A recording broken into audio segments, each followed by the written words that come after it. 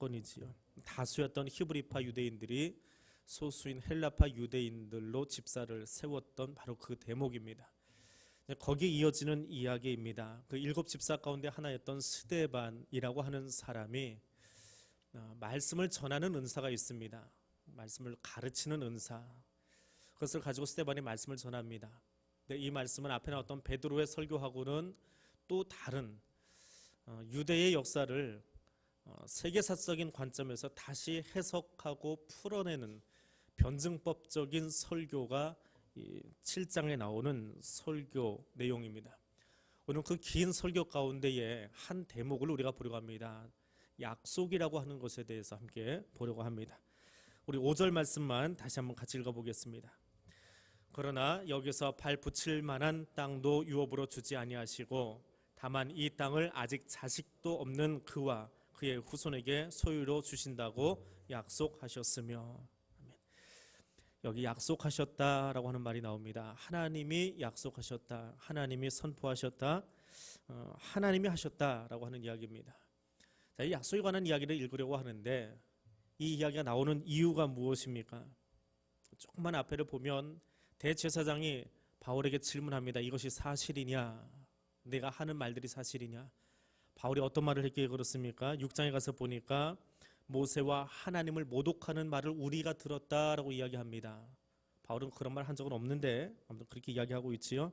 13절에 가니까 거룩한 것과 율법을 거슬러 말하기를 맞이 아니하는도다. 거룩한 것 성전입니다. 성전과 율법을, 성경 말씀을 거슬러서 잘못 이야기하고 있더라라고 하는 것입니다. 또 14절에 가니까 스데반의 말에 나사렛 예수가 이곳 성전을 헐고 또 모세가 우리에게 준 규례를 고치겠다라고 이야기하더라. 이것 때문에 대제사장이 발끈하는 겁니다. 성전을 헐겠다, 그리고 3일 만에 다시 짓겠다. 누가 제일 먼저 이야기했습니까? 예수님이 이야기했지요. 근데 그 이야기를 인용해서 다시 이야기한 사람이 지금 대제사장이 걸고 넘어지는 사람이 누구지요? 스데반이지요. 그러니까 예수와 스데반은 한 통속이다라고 하는 겁니다. 성전을 허는 이야기가 대체 뭐냐라고 하는 거예요. 유대인들에게 있어서 성전을 헌다라고 하는 것은 신성모독입니다. 건물을 허는 게 아닙니다. 왜냐하면 성전이라고 하는 것은 유대인의 의식 속에서는 하나님과 동일합니다. 하나님 곧 성전이에요. 왜? 하나님은 거기 계시기 때문에, 성전에 계시기 때문에. 그게 유대인의 생각입니다. 우리에게도 이 유대적이라고는 표현은 아니고 우리에게 율법적인 잘못된 사고방식이 간혹 남아있을 때가 있습니다. 소위 예전부터 이 앞에 있는 이 기물들 갖다 성물이라고 그래가지고 구별합니다. 구별하는 것까지는 좋은데 이게 신격화될 때가 있습니다. 나무로 만들어 놓은 거거든요. 근데 이게 신격화돼 가지고 꼼짝달싹 못하게 될 때가 있습니다. 그 현상이 아주 심하게 나타나는 것이 유대인들의 성전입니다. 그래서 성전을 건드린다, 이건 하나님을 모독하는 겁니다. 성전을 부수어버리고 내가 다시 짓겠다, 예수라고 하는 청년이, 이건 신성 모독죄입니다. 그래서 못 박아 죽였습니다. 그런데 뒤에 나타난, 1년도 아닙니다. 얼마 뒤에 나타난 스데반이라고 하는 또 다른 사람이, 소위 교회 집사라고 하는 사람이 나타나서, 이때 뭐 교회라는 이름이 있는 것도 아닙니다. 근데 스데반이 나타나서 성전을 또 예수님이 헐고 다시 지었다라고 이야기하니까 똑같은 신성 모독의 동조자가 나타나 버린 겁니다. 자, 그 사건에 대해서 이야기하는 겁니다. 왜 이 설교가 나왔는지 모르면 설교를 읽어도 재미가 없어요. 왜냐하면 계속 역사를 이야기하는 거거든요. 구약을 요약해 주는 것 같은데, 구약을 요약하려면 방향이 있어야 돼요. 무슨 그 주관을 가지고, 역사관을 가지고 이것을 요약하느냐라고 하는 겁니다. 근데 그것이 성전에 관한 이야기예요. 성전을 왜 허무는 것에 대해서 유대인들은 성전 모독이라고 이야기하고, 스데반은 그건 별일 아니다. 더 중요한 건 예수님이 성전을 그 눈에 보이는 것이 아니라 자기 몸으로 이야기했다. 그러나 그보다 더 중요한 이야기가 있는데 우리가 읽었던 5절입니다. 약속이라고 하는 거예요. 어떤 약속이요? 하나님의 구원의 약속입니다. 그 하나님의 구원의 약속하고 성전하고 대체 무슨 상관이 있냐? 그렇게 지금 대제사장한테 거는 겁니다. 유대인들은 구원은 성전에 있습니다. 그 성전에 뜰이 나누어져 있고 이방인이 들어올 수 있는 곳이 있고 여자들이 들어올 수 있는 곳이 있고 남자들이 들어갈 수 있는 곳이 있고 재판관인 나 대제사장만 들어갈 수 있는 지성소가 따로 있어요. 철저하게 구별된 곳입니다. 그리고 거기서 구원 사건이 일어난다고요. 근데 스데반은 지난주 6장을 하면서 이야기했지만 6장의 사건을 지나가면서 교회에 일어난 가장 획기적인 사건이 무엇이냐면 하나님은 더 이상 성전 안에 계시지 않는다라고 하는 것이 증거되는 거예요. 그런데 스데반은 오늘 설교 속에서 무슨 이야기를 하냐면 하나님이 성전 안에 계시도록 만들어 놓은 사람들이 누구냐라고 하는 거예요. 그건 너희들이에요. 유대인들이에요. 원래 하나님은 거기 묶여 계시는 분이 아니에요. 언제 하나님이 거기 혼자 콱 틀어박혀가지고 꼼짝도 못하고 지성소에 들어와야만 하나님을 만날 수 있다고 누가 얘기했냐? 그 이야기를 하려고 하는 거예요. 그것이 중요한 것이 아니라 약속이라고 하는 것이다. 그러면서 그 스데반 설교가 2절에서 47절까지 계속해서 이어지는데 거기 사람들이 등장합니다.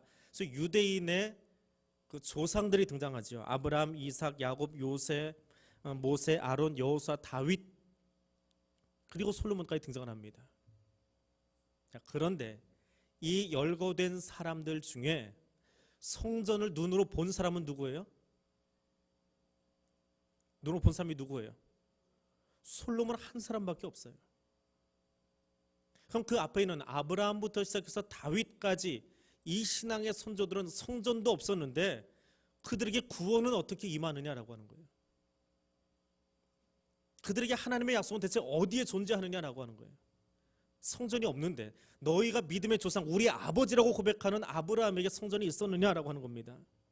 성전은 고작해야 아브라함 때부터 시작해서 저 뒤에 손자의 손자의 손자인 솔로몬 때 가서야 겨우 지어진 거라는 거예요. 그럼 하나님의 구원의 역사는 언제 시작되었느냐? 너희의 생각으로, 유대인들의 너희의 생각으로 따지면 아브라함 때 이미 시작되었다라고 하는 거예요. 그리고 오늘 신약 성경을 읽고 있는 우리들에게는 하나님의 구원의 역사는 언제 시작되었어요? 창세 전에 하나님이 이미 예정하시고 우리를 선택하여 부르신 거예요. 성전과 아무 상관없어요. 단지 그 약속을 믿는 사람들에게 주어진 사건이라는 거예요. 그 약속을 믿는 것, 그 약속이 무엇이고 믿음이 무엇이냐라고 하는 것을 변증법적으로 설명해 나가는 것이 스데반의 설교입니다. 자, 너희 조상들을 보아라 라고 하는 겁니다. 너희 조상들, 형제들이 시기해서 요셉을 팔아 넘겼습니다. 그런데 하나님이 그를 총리로 세우셨습니다. 너희가 가장 위대한 지도자라고 생각하는 모세는 40살 되었을 때에 광야로 도망갔어요.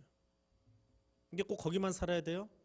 다른 데서도 살 수 있어요. 그런데 하나님이 거기로 보내셨고 때가 되었을 때 하나님이 거기 가서 그를 만나서 지도자로 삼으셨어요. 하나님이 다윗을 언제 선택하셨습니까? 다윗이 품위를 좀 갖추고 자기 것도 다 갖춘 다음에 다윗을 선택하셨나요? 집안 사람이 다 몰라주는 목동 시절에 양치고 있던 때에 하나님이 그를 불러다가 기름 부으심으로 그때부터 이미 그는 왕좌로서 시작하고 있는 거예요. 그가 품위를 다 갖추고 칼싸움하는 것, 전략가적인 것 그걸 다 배우고 나서 된 것이 아니고 이미 그가 목동했을 때 하나님이 선택하셨더라라고 하는 거예요. 하나님은 어디 계시는 거예요? 하나님은 누구와 일하십니까? 인간적으로 인격적으로 다 갖춰진 누구와 함께 일하시는 것이 아니라 불완전한 사람들, 어린아이와 같은 사람들, 그 사람들을 하나님이 부르셔서 하나님의 역사를 이미 시작하고 계신 거예요. 그분이 어디서 아브라함을 만날 때, 모세를 만날 때에, 들판에 있는 다윗을 만날 때 어디서 만나셨어요? 우르에서 만나고 광야에서 만나고 들판에서 만나셨어요. 거기 성전이 없습니다. 근데 성전을 짓고 허물고 하는 일이 대체 너희와 무슨 상관이 있냐라고 하는 거예요. 너희 믿음과 무슨 상관이 있느냐라고 하는 거예요. 지난주에 아브라함 얘기를 하나 해드렸는데 예화로 해드린 이야기입니다. 그 성경에 나오는 이야기 말고 그 아브라함에게 그런 이야기가 하나 더 있습니다. 아브라함의 아버지가 데라인데 이 데라가 잠시 떠났습니다. 잠시 떠난다라고 하는 말은 먼 길을 갔다라고 하는 이야기입니다. 먼 길을 떠났는데 이 데라가 뭘 하고 있었냐면 지난주에도 이야기했지만 우상을 파는 일을 합니다. 우상을 만들어서 팔아요. 때로는 그 우상을 만들어 놓기도 하지만 그걸 즐비하게 가지고 있으니까 사람들이 그 집에 와서 제사를 드리기도 합니다. 그게 이제 그 아버지 데라의 모습이었어요. 근데 이 아버지 데라가 멀리 간 뒤에 아브라함이 그 우상들을 이제 아버지가 맡겨놓으니까 가게를 맡고 있는 거지. 우상 가게. 여러분 이제 길 이렇게 차 타고 지나가시다 보면 왜 돌멩이를 이것저것 만들어 놓고 파는 그 석재상 있잖아요. 그런 거 생각하시면 돼요. 자, 거기서 그걸 맡아서 이제 물건을 팔려고 기다리고 있는데 어떤 아저씨 한 분이 오신 거예요. 그 우상 이제 하나 사려고 온 겁니다.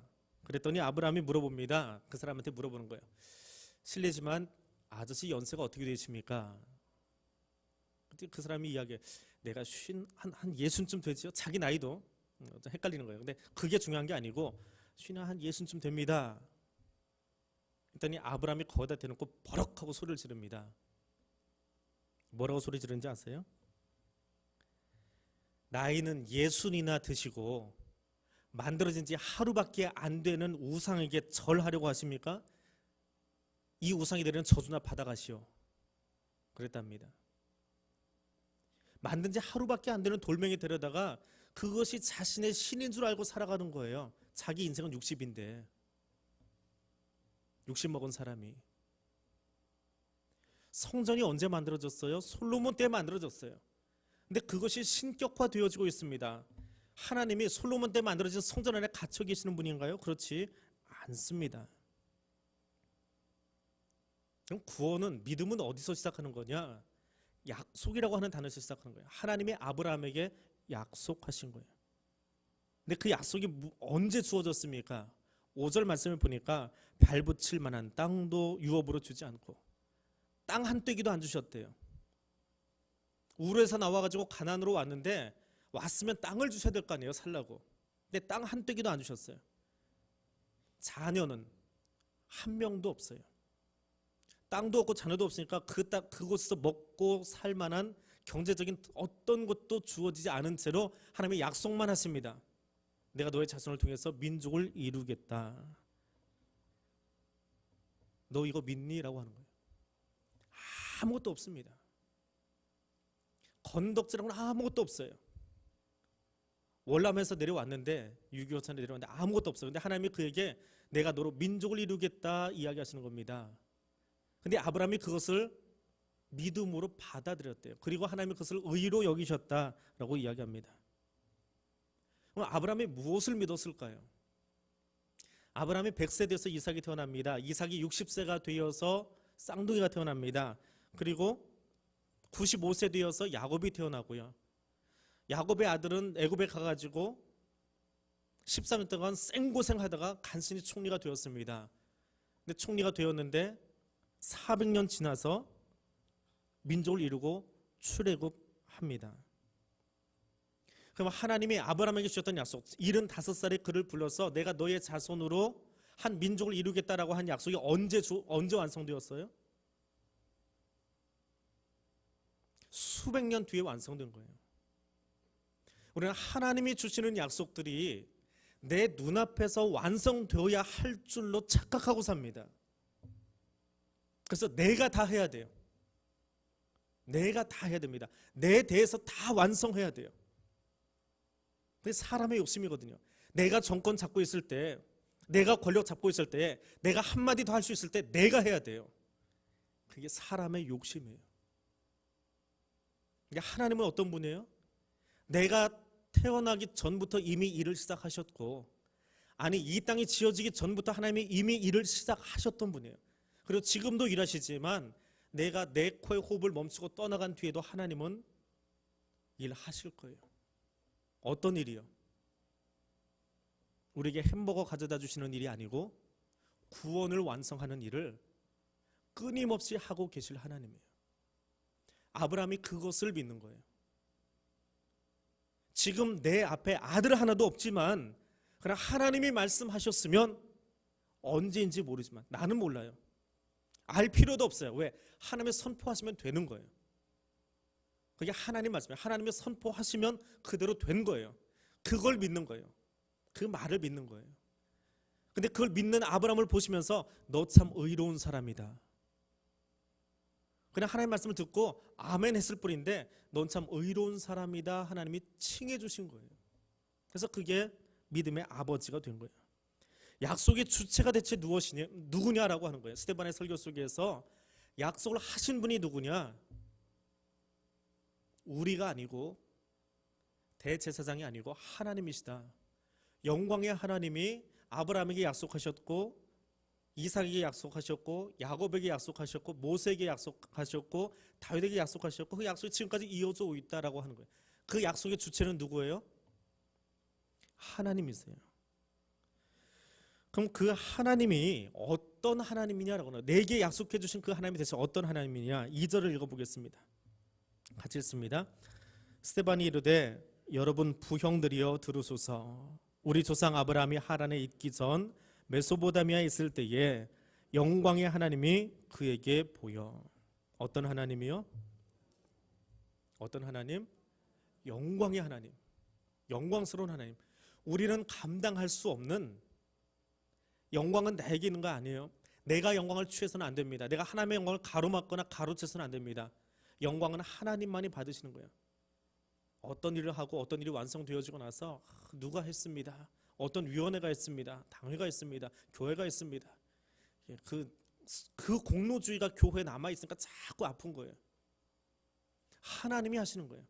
태초부터 지금까지 일하신 분은 하나님이시고 그 일을 통해서 영광 받으실 분도 하나님밖에 없어요.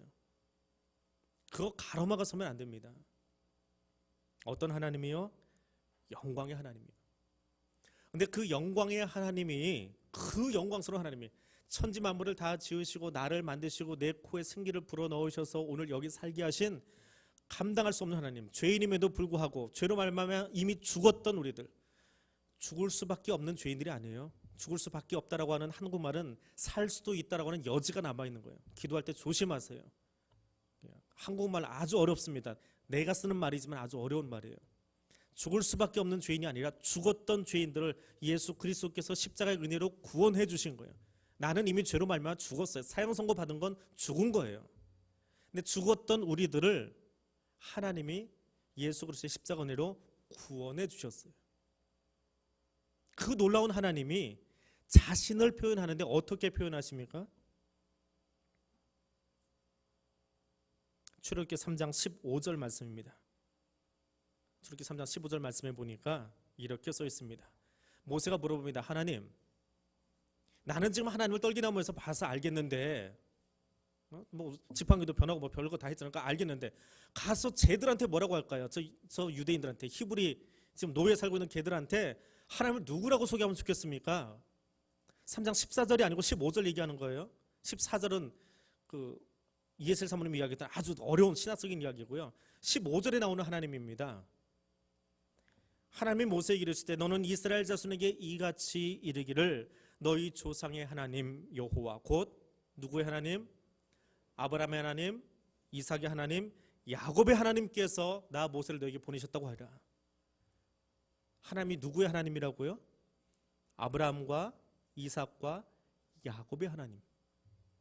근데 오늘 2절 말씀에는 하나님이 어떤 하나님이에요? 영광의 하나님이에요. 우리가 감당할 수 없는 영광스러운 분이에요. 우리가 쳐다볼 수도 없는 분이에요. 그의 발등상만 보아도 힘이 들어요. 제 목요일 어떤 권사님 한 분이 평생의 기도 제목이 하나님 보는 거예요. 새벽기도 나오시거나 하나님 보고 싶어요, 하나님 보고 싶어요, 하나님 보고 싶어요 하다가 죽으셨어요. 돌아가셨어요.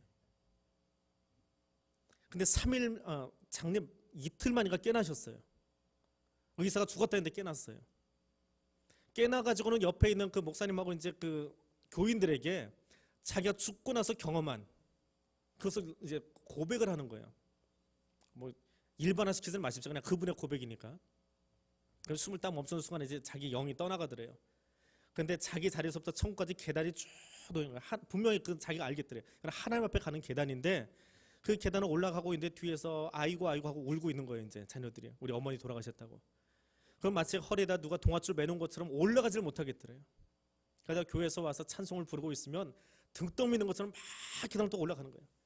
그러다가 교회에서 목사님이 가시고 또 가족들만 남으면 아이고 아이고 하는 거예요. 그럼 또 못 올라가고 낑낑거리고 있는 거예요. 그를 반복하다 이제 하나님 앞에 갔대요. 갔는데 큰 보좌 앞에 얼굴은 안 보이는데 분명히 그건 하나님이에요. 하나님이신데 정말 말로 형용할 수 없는 그런 고운 천으로 이렇게 옷을 입고 계시는데 자기가 보기에 엄지발톱 하나가 보이는 거예요. 지금 발이 삐죽이 나가지고 발톱이 이렇게 보이는 거예요. 근데 그 발이 얼마나 눈이 부신지 눈을 뜰 수가 없더래요. 지금도 좀 서치가 오늘은 유일하게 좀 유난히 세가지고 좀 눈이 부신데 저보다 더 강했나 봐요. 눈을 뜰 수가 없더래요. 그래서 막 눈을 감고는 뭐 이러고 있으니까 음성이 들리는데 암흑의 권사야, 내가 내 발가락의 영광만 보고도 그렇게 힘들어하면서 나를 보겠다고 이야기하니? 그러고 깨났대요. 그래서 내가 기도 잘못했다고, 하나님 내가 배울 수 있는 분이 아닌데. 그럼 이제 한 가지 더 소원이, 하나님이 3일 뒤에 데려가신댔으니까 그때는 제발 내 장례식장에서 울지 말아달라고. 3일 뒤에 돌아가셨어요. 진짜 돌아가셨어요. 이제 그때는 장례식장이 아니고 박수치고 잘 가세요 잘 가세요 노래 부르면서, 그리고 그 권사님 장례를 마친 적이 있습니다. 하나님은 우리가 눈으로 배울 수 없는 분이에요. 그게 영광의 하나님, 카도시아 하나님이거든요. 근데 그 영광스러운 하나님이 출애굽기 3장 15절에서 이스라엘 백성에게 자신을 소개하라고 하면서 누구의 하나님으로 이야기합니까? 아브라함과 이삭과 야곱의 하나님. 아브라함이 뭐야? 하나님이 처음 아브라함을 만나실 때 아브라함이거든요. 아브라함은 어떤 사람이에요? 존귀한 아비라고 하는 뜻입니다. 너는 존귀하게 되어라. 그리고 데라가 만들어 주었어요. 그런데 그가 하나님 만나던 나이가 언제예요? 75살에. 그때 가서 내가 너 아들 줄게. 그 아들 언제 얻었어요? 100세에. 자녀 때문에 근심하는 분들도, 태문이 열리지 않아서 고민하는 분들도 계시겠지만 보통은 결혼하고 몇 년 안에 이렇게 아이가 생기잖아요. 근데 언제 결혼했는지 모르지만 100세가 되도록 아이가 안 생겼어요. 이름 뜻은 어떤 사람이요? 존귀한 아버지인데 박복의 대명사로 살았습니다. 박복한 거예요. 참 복이란 복은 하나도 없는 사람이 아브라함이었다고요. 근데 그때에 아브라함이 자손도 있고 다 이렇게 그때는 아이 많이 낳는 게 복이었거든요. 이 아브라함 때에는. 근데 아이는 하나도 없는, 그래도 늙어서 폐경이 되어버린 아내와 둘이 살고 있는 그를 하나님 만나셨어요. 그리고 내가 너를 열국의 아버지로 만들어줄게 그러시는 거예요. 그때 만나셨다고요. 이삭은요, 환갑 지날 때까지 아이가 없었어요. 그 당시에 환갑이면은 아주 말로 할 수 없는 늙은이지요. 그때는. 요즘은 인생은 60부터 하지만 그때는 60은 아주 그냥 상상 늙은이지요. 근데 그때 쌍둥이가 나왔다고요. 야곱은 어떤 사람입니까? 희대의 사기꾼이에요. 가족까지 등쳐먹는 사람이에요. 자기 삼촌까지 다 뺏어먹는 사람이에요. 그 사기꾼을 하나님이 만나셨어요.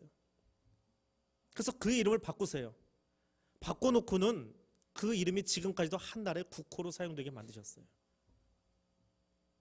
근데 하나님이 자신을 누구라고 소개하고 있어요? 너는 저 히브리인들에게 가서 이야기하기를, 누구의 하나님?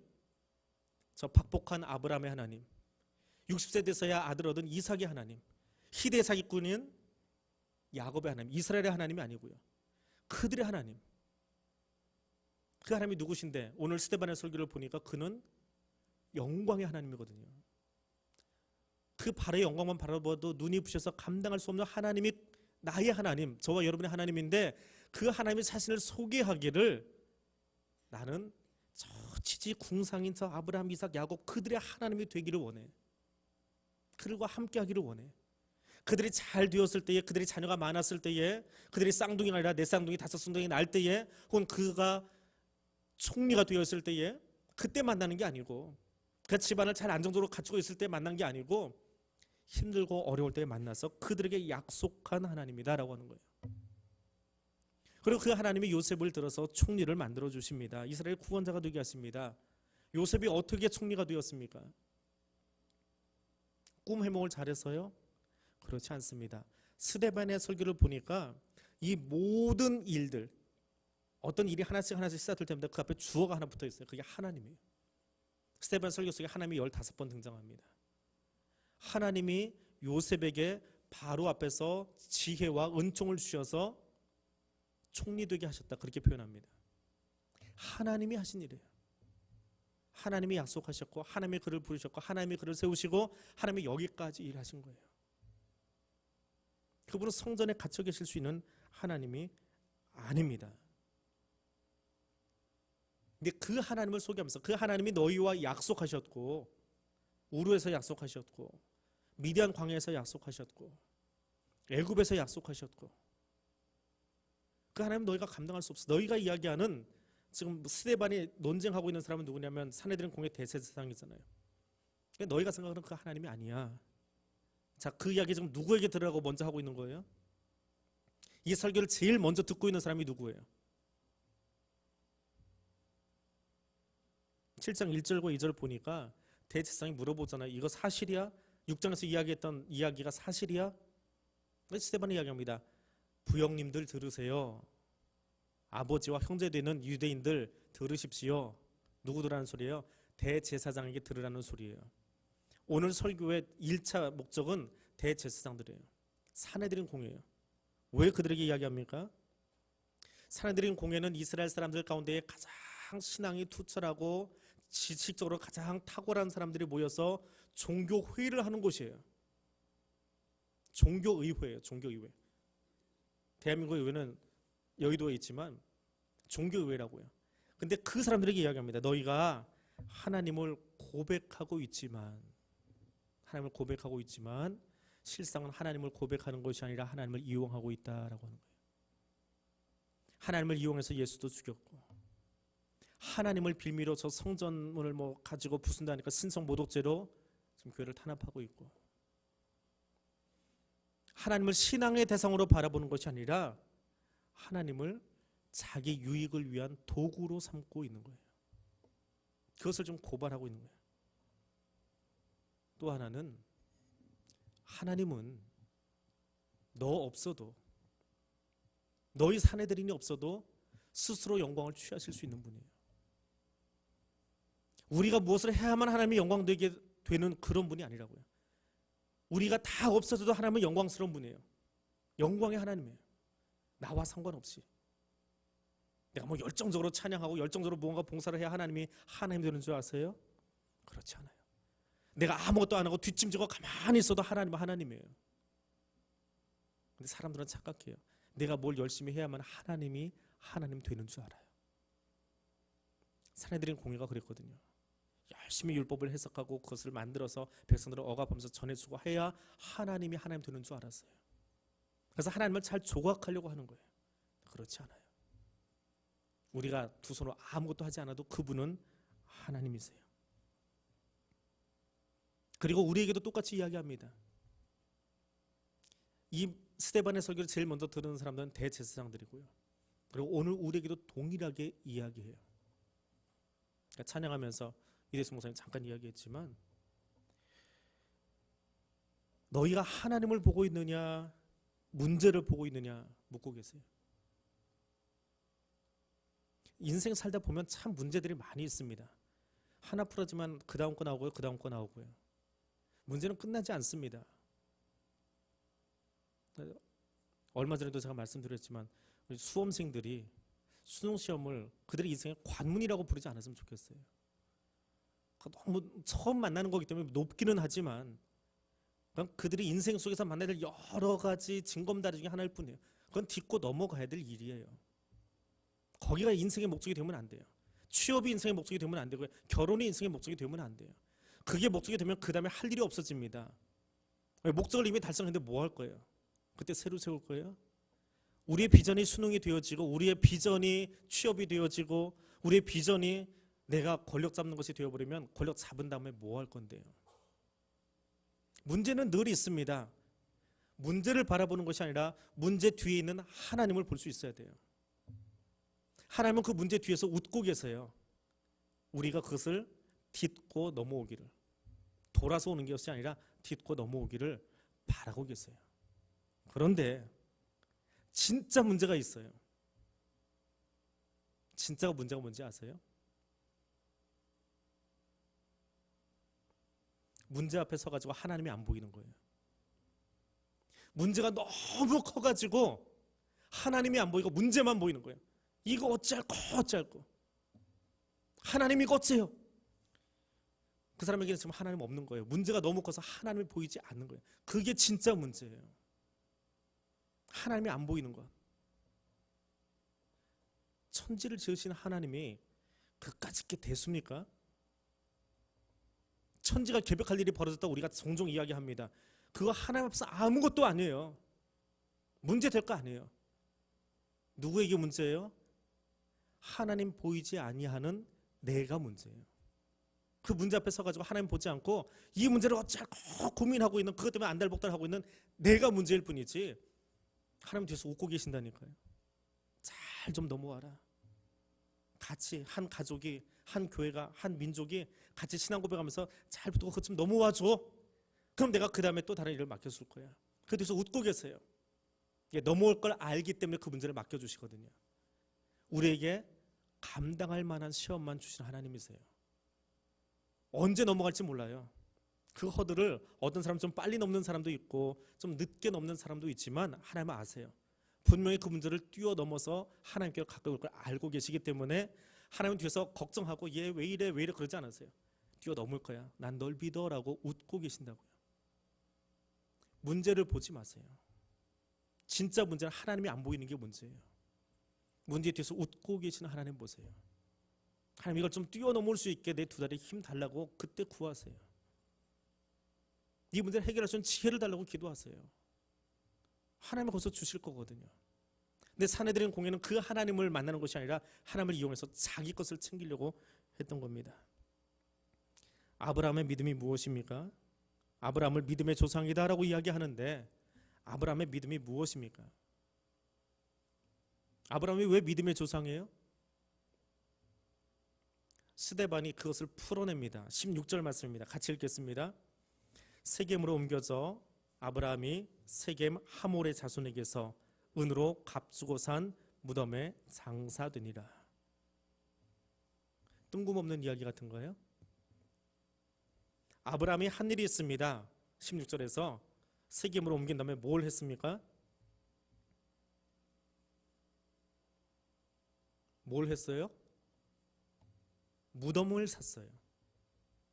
무덤을 돈 주고 샀어요. 이게 아브라함의 믿음이에요. 그래서 여러분 지금 나가가지고 여러분 무덤 미리 사지 마세요. 그 무덤 사라는 거 아닙니다. 근데 아브라함이 무덤 산 것은 믿음이에요. 왜 그럴까요?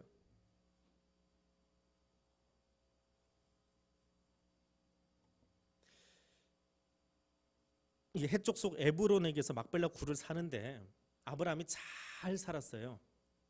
그러니까 돈 많이 벌고 잘 사는 게 아니고 주변 사람들에게 평판이 좋았어요. 평판이 괜찮았어요. 집사를 어떤 사람을 뽑으라고요? 칭찬받는 사람 뽑으래요. 교회에서 칭찬받는 사람. 돈 많은 사람 뽑지 마시고 열심히 어디 들어가서 일하는 사람 뽑지 마시고 어떤 사람이요? 칭찬받는 사람. 아브라함이 어떤 사람이에요? 칭찬받는 사람이었어요. 그래서 이 에브론이 와가지고 당신 같은 사람에게는 내가 돈 안 받고 그냥 이 땅 주고 싶어요. 좀 가져가세요. 근데 굳이 거기다가 은 400세기를 주고 은 4.6kg을 주고 그 땅을 삽니다. 큰 돈을 주고 사는 거예요. 공짜 좋아하지 마십시오. 공짜는 언젠가는 가져가 버립니다. 원주인이. 핸드폰 공짜 없습니다. 다 뒤에 뭔가 걸려가지고 가져가고 있어요. 그 공짜인 줄 알고 중간에 탁 이게 안 쓴다고 해제해버리면 위약금하고 날라옵니다. 그때서야 알아요. 아 이게 공짜가 아니었구나. 아브라함이 미리 알았어요. 그래서 아브라함은 공짜 핸드폰을 바라지 않고 공짜 무덤 바라지 않고 돈 주고 샀어요. 그래야 영원히 내 거 되니까. 그런데 보세요. 하나님이 아브라함을 만나시고 하나님이 그와 횃불 언약을 맺으셨는데 횃불 언약을 맺으실 때 아브라함이 실수를 합니다. 다 짜게 놓았는데 새 한 마리를 짜게 하지 않았어요. 그랬더니 하나님 밤중에 나타나가지고 뭐라고 그래요? 내가 너의 자손들을 이방 땅에 보내서 거기서 몇 년? 400년 동안 어떻게 살게 한다고요? 종으로 살게 하겠다가 그리고 돌려오겠대요. 아브라함 믿음의 사람이에요. 믿음의 사람이라고요? 믿음이 뭐예요? 하나님이 말씀하신 것은 그대로 됩니다라고 하는 것을 믿는 거예요. 에이, 설마 하나님 비둘기 새끼 한 마리 때문에 그렇게 하시려고?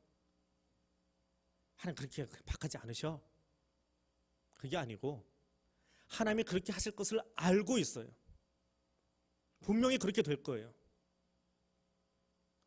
그럼 몇 년 뒤에, 몇 수십 년 뒤에 자기 자녀들이 내 아들이 그럴지 손자가 그럴지는 모르겠지만, 아브라함은 아직 몰랐어요. 요셉 때 가서 그렇게 일이 일어났지만, 언제인지는 모르지만 분명히 하나님이 말씀하셨으니까 내 자손들은 어떻게 돼요? 가서 남의 땅 가가지고 400년 종살이 하고 와야 돼요. 일제 징용 간 사람들이 지금 하와이에 가서 러시아에 가서 살고 있은 지가 몇 년이에요? 뭐 일정 시대 시작을 몇 년부터 봐야 될지는 모르겠지만 뭐 19세기부터 20세기 초반이죠. 그러니까 이제 100년 지난 거예요. 근데 400년 뒤에 돌아올 사람들이에요. 근데 그 일이 아직 시작도 안 했다고요. 시작도 안 했는데 그 자손들이 돌아올 것을 알고 이 땅을 사두는 거예요. 또 하나는 내 자손들이 언젠가는 끌려갈 거예요. 거기에. 아니, 그냥 내려갈지 끌려갈지 몰라요. 아무튼 내려갔는데 거기서 종살이 하고 있어요. 그러면 그 종살이가 얼마나 혹독할지 몰라요. 그들의 종이 되어 섬기리니 하나님 그렇게 이야기하셨으니까. 그럼 종으로 살다 보면 때로는 인생 포기하고 싶기도 하겠잖아요. 남의 밑에서 산다는 게 그게 쉬운 일인가요? 그것도 내 나라 가지고 남의 땅에 가서 살고 있는데, 그럼 거기서 자녀들이 힘을 얻고 다시 내 고향으로 돌아가자 그 노예들이 그 일 하겠어요? 상상하기도 끔찍한 일들이에요. 몇백 년 뒤의 일이지만. 그런데 아브라함이 여기 땅을 사는 이유가 있어요. 너희는 거기서 부자가 되건 종이 되건 아무 상관없어. 반드시 어디로? 하나님이 약속하신 여기 가나안으로 들어와야 돼. 너희의 목적지는 여기야 라고 하는 거예요. 그것을 하나님이 믿음으로 보신 거예요. 하나님 믿어요 입으로만 하는 것이 아니고 너희가 돌아올 땅은 여기야 라고 이야기하는 거예요. 그 정체성을 이야기하는 거예요. 돌아올 것이 어디인지를 애굽에 뿌리 내리면 안 된다라고 하는 거예요. 아브라함 때는 그 일이 다 일어나지 않았습니다. 그냥 이삭 낳고 끝났어요. 그러니까 아브라함은 그 뒤를 잘 보지 못했습니다. 뭐 천상에 가서 보았겠지요. 그런데 하나님이 때가 참에, 이 스데반 설교를 읽어보면 때가 참에라는 단어가 뒤에 몇 번 더 나오면 다음 주에 제가 휴가라서 그 다음 주에 설명해 드릴게요. 때라는 이야기에 대해서 다시 설명을 해드릴게요. 하나님의 때를 기다리고 있는 거예요. 지금 내 눈앞에서 이루어지진 않았지만 하나님의 약속을 믿고 선포해 놓는 거예요. 그랬더니 누가? 야곱이 우리 할아버지도 그렇게 한 것처럼 나도 그렇게 할 거야. 그 옆에다 땅을 하나 더 사요. 막벨락을 옆에다가 땅을 또 삽니다. 혹시 이 땅에 문제가 생기면 여기서도 할 수 있게 땅을 또 사요. 그 자녀에게로 그 정체성이 내려가는 거예요. 우리가 돌아올 땅, 하나님이 우리에게 지시한 땅은 여기야라고 하는 거예요. 이 다음에 우리가 여기를 떠날지라도 거기서 다시 돌아오겠다라고 하는 거예요. 그 믿음이 그 자녀들에게로 그대로 이어집니다. 여러분, 야곱과 그 가족들이 요셉의 초청으로 이민 가게 되지요. 지중해 인근 지역에 큰 기근이 생겨가지고 이민을 갑니다. 이민을 가자마자 바로가 너무 좋아가지고, 왜? 이 요셉이가 한 일이 너무너무 흡족해서 요셉의 가족 전체까지 그 왕이 뭐 75명 먹여 살린 게 문제예요. 어떻게 대접을 합니까? 왕족의 버금가게 그들에게 대접을 합니다. 땅을 띄어서 줘버리고요. 공신전처럼 주고 그들이 먹을 것, 입을 것 다 건네줍니다. 시작을 뭘로 시작했어요? 이민 간데 뭘로 시작한 거예요? 왕족으로 시작했어요. 근데 하나님의 약속을 믿는다면 그들은 잠시 뒤에 뭐가 될 거예요? 종이 될 거예요. 그러니까 그 받아 누린다고 좋아할 거 아니에요. 하나님이 이미 약속하셨거든요. 선포하셨거든요. 하나님 선포한 거는 되는 거예요. 지금은 받아 누리고 있지만 이 영예는 10년 갈지 20년 갈지 몰라요. 정확히 나타나지요. 요셉을 알지 못하는 왕이 들어서자마자 그 자녀들을 죽이기 시작합니다. 박해하기 시작합니다. 나중에는 핏덩어리까지 강에다 집어 던지는 일을 서슴지 않아요. 그렇게 고난을 당해요. 언제까지? 때가 차면, 400년 때가 차면. 내 눈으로 보지 못해요. 요셉도 보지 못했어요. 야곱도 보지 못했어요. 아브라함은 꿈도 꿔보지 못한 일들이에요. 근데 그 때가 찰 때까지 기다리는 게 믿음이에요.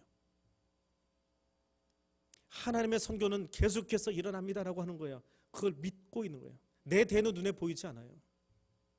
얘들은 아무것도 보이지 않습니다. 그런데 하나님이 하실 것을 아는 거예요. 그러면 아브라함은 400년, 아니 자녀들까지 따지면 수백 년 뒤에 일어날 일을 어떻게 믿고 아멘하고 그대로 따라갔을까요? 그리고 어떻게 믿고 거기에 땅을 샀을까요?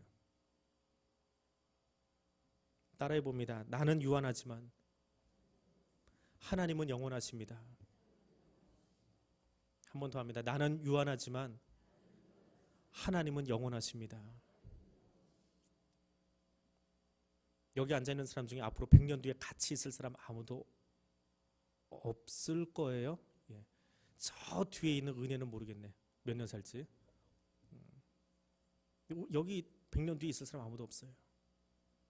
근데 그때도 하나님 계세요? 안 계세요? 하나님의 선교라는 말이 무슨 말입니까? 내가 하는 선교가 아니고 왜 하나님의 선교예요? 우리는 여기서 숨을 멈추고 떠날 거예요. 근데 하나님의 선교는 끊어지지 않아요. 하나님의 교회는 끊어지지 않아요. 하나님의 역사는 끊어지지 않아요. 그럼 나는 교회 섬김과 교회 봉사와 하나님의 선교 어떻게 감당해야 돼요? 내 대에 무엇인가를 다 하는 것이 아니라 늘 하나님이 하고 계시는 그 일에 내가 이 시간 잠시 도구되어 쓰임받고 물러날 준비를 하는 거예요. 물러나는 거예요. 그럼 그 다음 사람이 또 해요. 우리는 굉장한 착각을 합니다. 내가 다 해야 될 줄 알고 착각합니다. 굉장히 어릴 때 군에 가기 직전의 일입니다.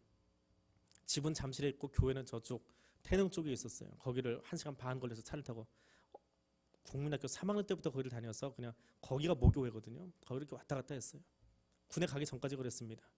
그건 대학 다니면서 신학생 시절에 전도사를 안 나가고 그냥 교회 봉사를 했어요. 어머니가 너무 일찍 전도사 나가지 말라고 당부를 하셔가지고 나중에 신대원 들어가고 나서 이제 교회 전사를 시작을 했는데 교회에 있다 보니까 목사님 뭐 이런저런 일들을 많이 시켜주세요.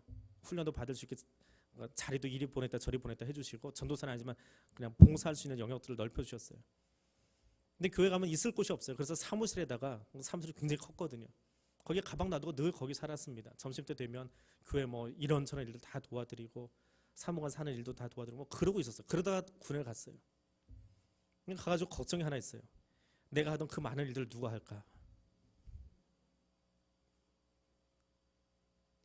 휴가 나와서 보니까 다 돌아가고 있어요. 더 신기한 건 나 혼자 하던 일을 저 혼자 복사도 해주고 뭐 전도사님들 심부름도 해드리고 뭐 목사님 뭐 심부름도 해드리고 뭐 그 했던 모든 일들을 한 8명이가 나눠서 하고 있어요.